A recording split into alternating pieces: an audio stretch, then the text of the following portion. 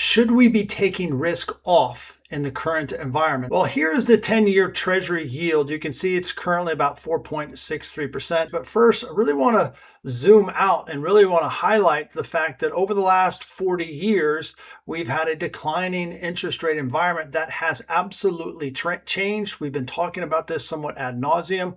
We had a secular trend break. Now, I go through this in a little bit more detail in my book, Evidence-Based Investing. You can find this actually on page 58, where I explain how fixed income works. We believe because of the secular trend change, as well as how bonds work, you put those two things together, we believe strongly that you need to manage risk differently than what you may be used to hearing.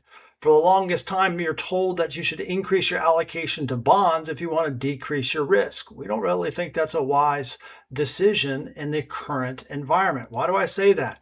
Well, even though the yields on the 10-year treasuries are going up, well, if you go back to what I taught in my book, the yields rising are on one end of the Teeter Totter and the prices of bonds are on the other end of the Teeter Totter. One goes up, the other's going to go down. That's how bonds work.